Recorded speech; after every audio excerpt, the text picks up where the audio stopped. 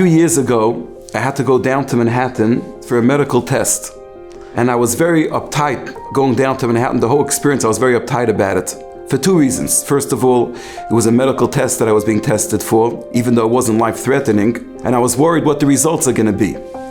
And then at the same time, traveling to Manhattan, I know always comes with a tremendous amount of nisyonis. Being out there in the world, especially a place like Manhattan, is so difficult for one to watch their eyes.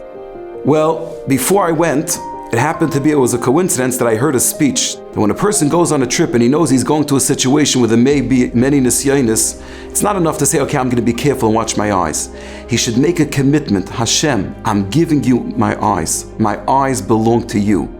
These are the most outstanding things that you gave me. These are the things that proclaim your existence. HaKadosh Baruch Hu, I'm giving you my eyes. I remember it was a Hasidic speaker and he said, Rebbeinu Shalom, geb de meine Augen. Meine Augen sind deine. And I decided before I go and make this trip, I'm going to do that. I'm going to make the commitment. HaKadosh Baruch Hu, my eyes are yours. They're your eyes. And I kept on repeating that to myself the whole trip till I came to Manhattan.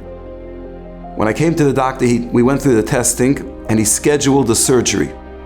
On the way home, I kept on again repeating the same things. HaKadosh Baruch Hu, my eyes are yours. They're your eyes.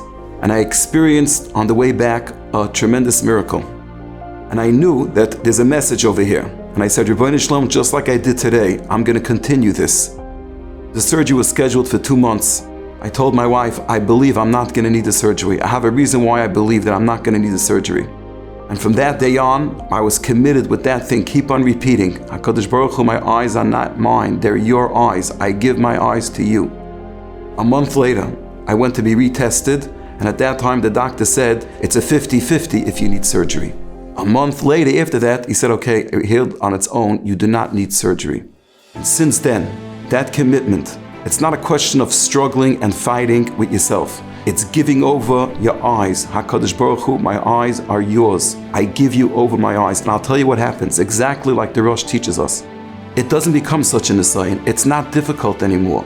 It becomes to a situation where when you see something that's inappropriate, you automatically look away. It's like the sun is shining in your eyes. It's just a glare that you just can't see. And you automatically block it out.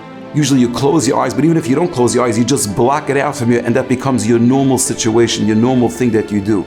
It's because HaKadosh Baruch Hu gives back the eyes to you. When you give it to Him, it will be zeicha to a miracle. Something which seemingly is so difficult, is so hard to overcome, HaKadosh Baruch Hu is going to give it back to us. He's going to give us control upon our eyes. Raglei chasidav yishmar. It comes to a situation that it's the normal. You're not going to want to see it.